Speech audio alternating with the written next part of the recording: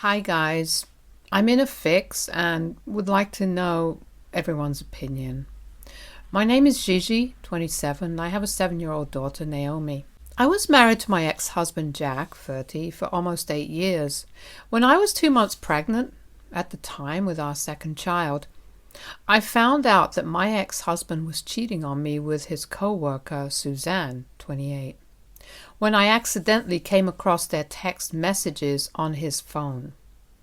When I confronted him about it in tears, Jack finally told me that Suzanne was also pregnant with his child. Hearing his words, I was so shocked that I almost fainted. My husband and I had several fights, and despite my ex-mother-in-law coming to take care of me during this time, I was so stressed out that I eventually miscarried. When my ex found out that we had lost a child, he didn't even hesitate. Instead of grieving with me or comforting me, he left the house to be with Suzanne, blaming me for the loss of our child. I was devastated and cried for days. Thankfully, my ex-mother-in-law stayed with me throughout this time and took care of my daughter Naomi so I could grieve in peace. Jack and I had a nasty divorce where he refused to pay me child support, but eventually the court forced him to do so. Throughout the divorce, Jack made it very clear that he didn't want to be involved in either mine or Naomi's lives anymore. He gave up full custody to me, which absolutely broke my heart for my daughter, but there was nothing that I could do. The only thing he has ever done is pay child support every month. He has never made any attempts to visit or get to know Naomi. Eventually, I found out that Suzanne gave birth to his son, and they have been together ever since. Throughout all of this, my parents and my ex-mother-in-law were there for me each and every day. You see, my ex-mother-in-law and parents had known each other and had been the best of friends for a very long time. This is how me and Jack first met each other, through our parents, and eventually started dating. When Jack's mom, my ex-mother-in-law, first found out that Jack had cheated on me, she was extremely upset at him and showed her support for me. She and Jack fought a lot regarding his affair, and she vowed to never speak to him again when she found out that he was leaving me. She also warned him that she wanted nothing to do with his affair partner and their child. I know it's shocking, but my ex-mother-in-law kept that promise until the day she died. She refused to speak to Jack even when Jack begged her to visit him and his son with his affair partner. Suzanne was extremely jealous of me and my child because she was never considered family by my ex-mother-in-law.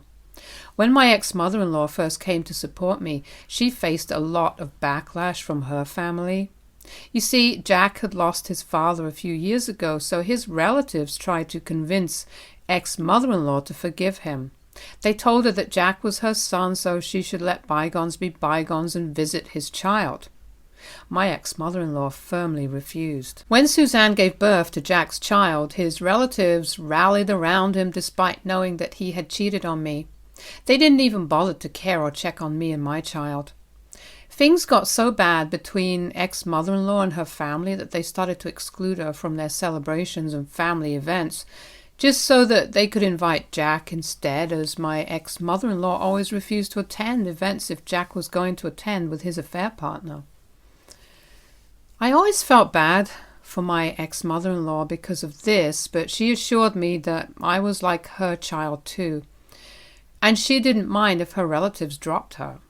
I am extremely grateful that I had a woman like her as my mother-in-law, because it's rare to be loved and supported this much.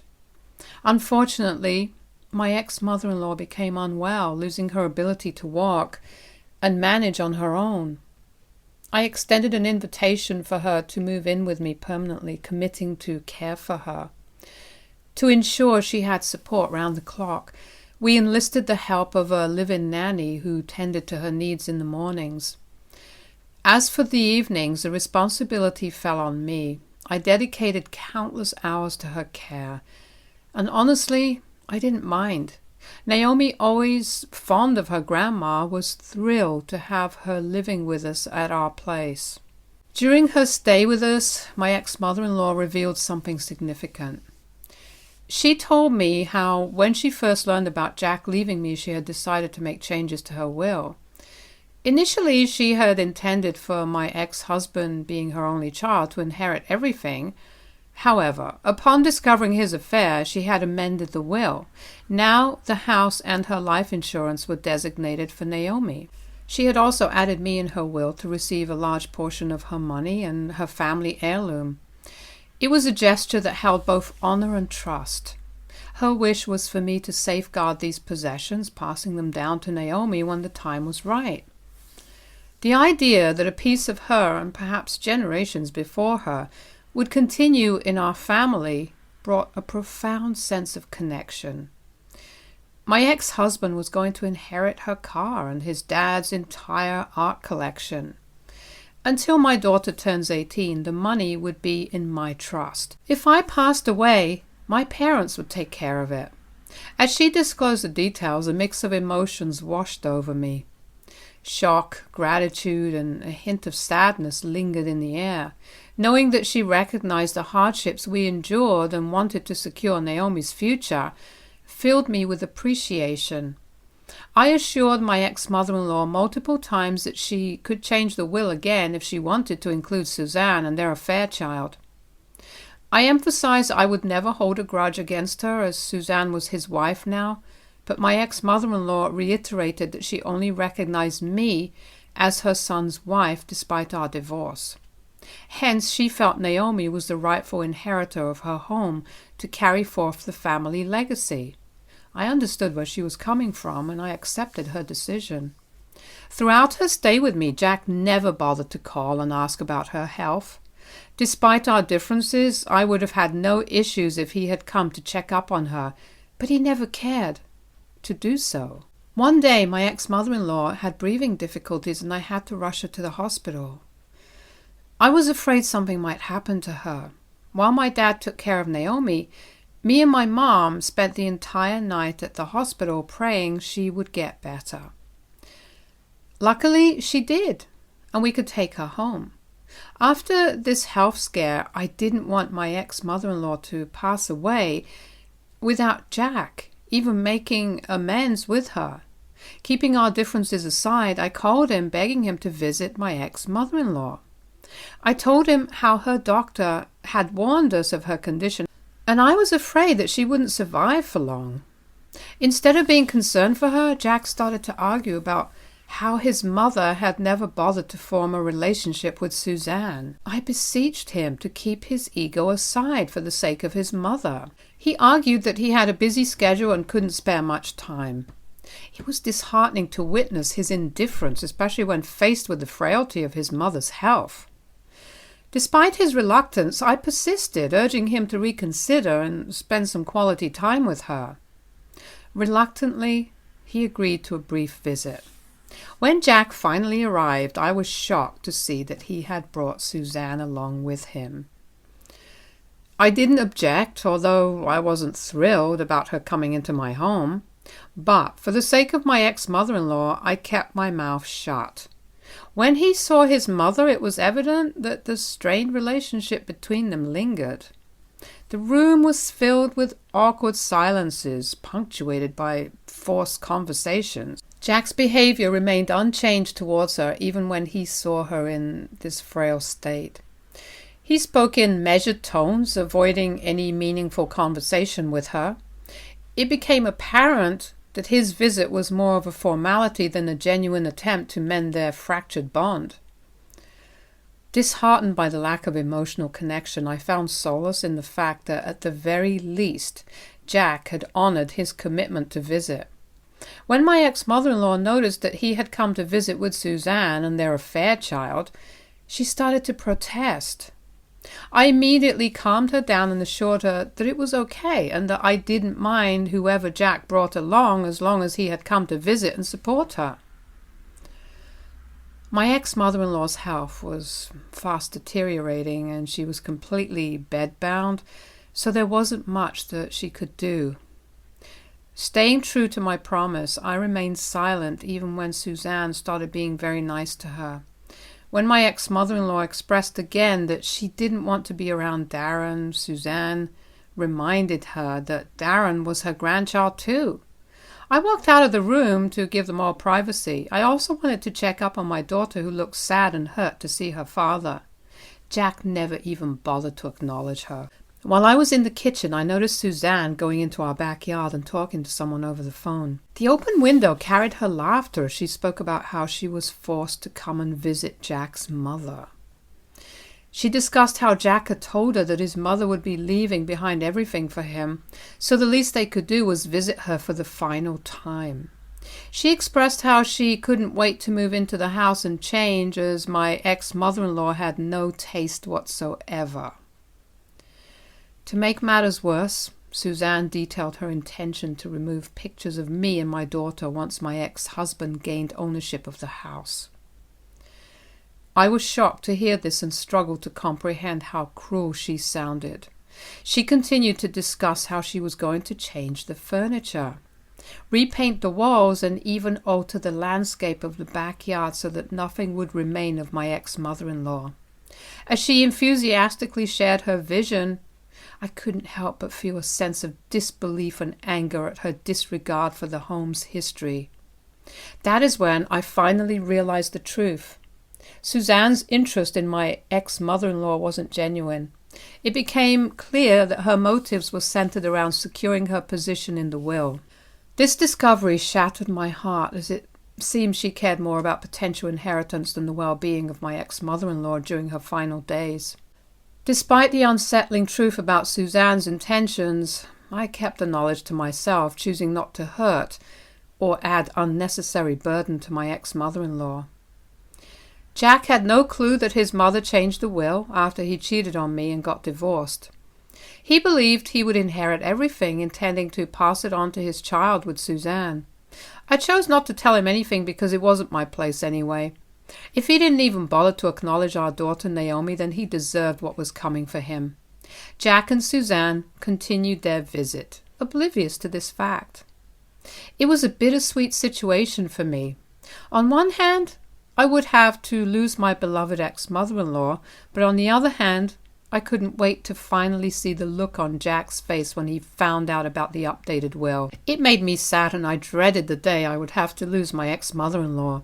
She always meant so much to me, and I loved her. I knew her quite well, and I knew she had made this decision after careful consideration. She wanted this for her granddaughter and always said that she would not rest until she knew her son and Suzanne had been punished for their actions. She wanted this because her own childhood was also ruined when her father had an affair. She wanted Naomi to feel loved and cherished even when she wasn't here anymore. As my ex-mother-in-law's health declined, Jack never visited her again, and none of her relatives came to see her. Unfortunately, she passed away last week. In the wake of my ex-mother-in-law's passing, I took charge of organizing her funeral. Despite the lack of support from relatives, I wanted to ensure she received a dignified farewell. My parents and I took care of all the arrangements, from selecting a beautiful casket to arranging a serene venue. Suzanne didn't even bother attending the funeral with Jack. Although some of her relatives attended the funeral, they displayed a lack of genuine concern. When her lawyer eventually contacted me about her will, emotions overwhelmed me. Tears streamed down my face as I absorbed the news that she had left everything to me as we had discussed. The conflicting waves of joy and sadness engulfed me as I grieved the loss of a cherished person, but also felt grateful that I finally could provide my daughter with everything that she ever wanted. As I navigated through this mix of emotions, there was a sudden knock on my door. Opening it, I found Suzanne, Jack, Darren, and a few other relatives standing there with grim expressions on their faces. Jack asked if they could all come in, and I politely agreed. The atmosphere was tensed as they entered, and Jack wasted no time in demanding an explanation for the will. His accusing tone cut through the room, filled with resentment. "Why did you get everything? My mother had a house, money, heirlooms, and you end up with it all?" he exclaimed, his anger palpable. I tried to remain composed, explaining that my ex-mother-in-law had carefully considered her decision and made this decision. He started to accuse me of manipulating his mother and influencing her decision when she was bedridden, but I reiterated that he could check the timestamp and date of her updated will, which was done long before her health started to deteriorate. Suzanne chimed in, her voice tinged with resentment, questioning why I and my daughter deserved to have everything when she and her son were family too. In response, I scoffed at her, and this is when I revealed in front of everyone what I had overheard Suzanne speaking on the phone. Her eyes widened as she realized that I remembered word for word about what she had spoken about Jack's mother. Jack looked at her in surprise as the reality of Suzanne's intentions dawned on him. Suzanne was caught off guard and attempted to deny my claims, accusing me of making things up to divide the family. I firmly emphasized that she had cheated with Jack while he was still married to me, hence she and Jack were the ones who had actually divided the family in the first place.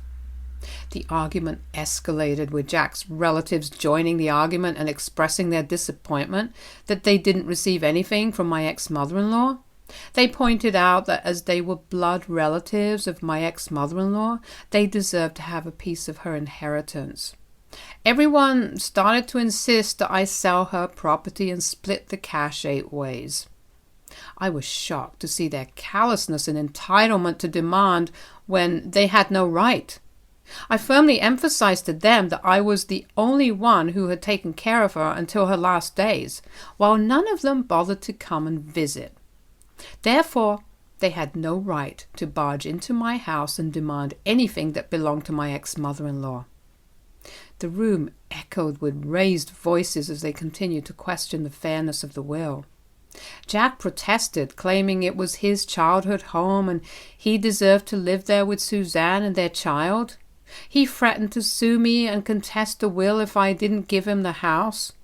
I laughed at his face upon hearing his words. Jack seemed surprised by my reaction as I went on to remind him that he had been a neglectful son to his mother and never bothered checking up on her. I reminded him that it was only when I begged him to visit her did he finally come to check up on her one time. I told him that he was welcome to try and sue me for wasting his money if he wanted that. Her lawyer had already informed me that the will was ironclad and there was nothing he could do. Naomi was her grandchild and I was her daughter-in-law who loved her and took care of her, so she had rightfully left us everything. This is when Suzanne began begging, urging me to stop being so selfish and consider their son Darren. She continued to emphasize how Darren deserved to have a good life like Naomi. I agreed with that sentiment, but questioned whether she never cared to think about my daughter Naomi and how my ex-husband treated her all these years.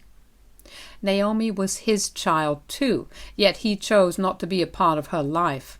I made it clear to Suzanne that she could beg all she wanted, but I was never going to give her or her child anything. I asked everyone politely but firmly to leave my house and let me be. I reminded them they were welcome to go through the contents of her will with her lawyer again if they pleased, but I was done with this discussion.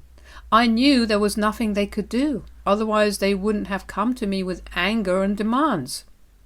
I shut the door in their faces, feeling satisfied that I had stood my ground and respected the wishes of my ex-mother-in-law. Since then, I have continued to receive calls and messages from Jack. He passionately keeps expressing his disdain for me and insisting that if I possessed any shred of decency, I would hand over everything that, according to him, rightfully belongs to his family and not to me and Naomi. So, Reddit, am I the a-hole for not giving in to the demands of my ex-husband and his family? Update 1. I thought this post would attract just a handful of people, but wow, thank you all for listening to me and giving me your suggestions and advice. As for those who are angry at me for not asking my mother-in-law to include my ex's new child and Suzanne, I did try, but this was completely her decision. For now, I can't do anything about that anymore. You can call me selfish, but I refuse to part with any of the inheritance. I am going to put myself and my daughter first. I do resent Jack and Suzanne because they broke my heart and their affair contributed to my miscarriage. While I was broken down, Jack added to my grief and heartbreak by leaving me for her. My ex-mother-in-law made a conscious decision to not include the affair child and Suzanne in her will. She had plenty of time to update the will if she would have wanted that, yet she didn't. I do pity the affair child, but it's not my responsibility. Just for a clearer understanding, based on what I know, my ex-mother-in-law had her whole childhood ruined because her father made his affair children his top priority. I guess this is why she wanted nothing to do with Jack and his affair child. Jack obviously knew all this, yet he chose to do this to her. Despite this, my ex-mother-in-law left him his dad's entire art collection, which will fetch him thousands of dollars, so he can definitely take care of Suzanne and their affair child pretty well. The people who are coming at me in the comments would not be half as civil as me if anything like this happened to them, so I will absolutely not back down and give in to Jack's demands. Naomi is Jack's child too, yet he is more concerned only about his affair child. He never bothered with being a good father to Naomi, so he doesn't deserve to get anything from us after what he has put us through all these years. Update 2. The tension between Jack and Suzanne has continued to loom large. Their relentless demands and accusations have strained my peace of mind. Yesterday, Suzanne called me out of nowhere. I didn't even have her number saved, so I picked up the call unknowingly. Her tone was hostile from the get-go. She started to accuse me of being a greedy gold digger, claiming I stole everything that should have been theirs. She told me that she was glad Jack had left me after the miscarriage because I didn't deserve to be his woman. I was in the middle of work, so I was quite taken aback by her aggressive tone. I calmly explained to her that my ex-mother-in-law was the one who had made this decision, and I did not orchestrate anything. Suzanne, however, wasn't having any of it. She continued to berate me, questioning my integrity. I firmly reminded her that she never had a relationship with my ex-mother-in-law when she was alive, so it was absurd for her to demand anything that belonged to her. Suzanne then started threatening me and my child, saying that if I didn't give Jack a part of my inheritance, she would find a way to reach out to my child and tell her the truth about me. This crossed a line for me. I immediately told her that involving my child was unacceptable, and if she even came near her, I would have her arrested. I already had evidence from her multiple text messages troubling me, and getting a restraining order wouldn't take long. I also reminded her that I could play the same game by reaching out to her boss and showing them evidence of how she was threatening me. This seemed to shut her up. I cut the call and called Jack immediately. I informed him about what his wife had told me and reiterated the same thing about involving the police if this continued. He backtracked, expressing shock that Suzanne had threatened Naomi. He started to apologize on her behalf, but I cut him off. I firmly told him that I didn't owe him anything and that I was going to take what his mother had left for me. He could cry all he wants, but it belongs to me, and he can't do anything about it. I warned him that the next time he contacts me, or if his wife ever contacts my child, he will face serious legal consequences. Since then, surprisingly, my phone has been quiet. I plan to stand by my words if Suzanne or Jack ever dare to contact me again. Update 3. It's been 2 months since my last update. I have continued to receive hundreds of requests for me to update my story, so here it goes. We have moved into my ex-mother-in-law's home. As we have settled into her home, I can't help but wish she was still here. I miss her everywhere. In the rooms where we laughed, the backyard where she enjoyed her evenings, and in the kitchen where we shared countless conversations. Her presence lingers in every corner of the house that once echoed with her warmth. Every day I move through a blend of emotions, thankfulness for the inheritance safeguarding Naomi's future, and the sense of loss due to the absence of the woman who meant so much to us. I try to find solace in knowing that the house, once a sanctuary for my ex-mother-in-law, will continue to be a haven for Naomi. In these moments, I carry her spirit with me, grateful for the time we had together, and determined to honor the legacy she left behind. Stay tuned for more stories from our girl relationships.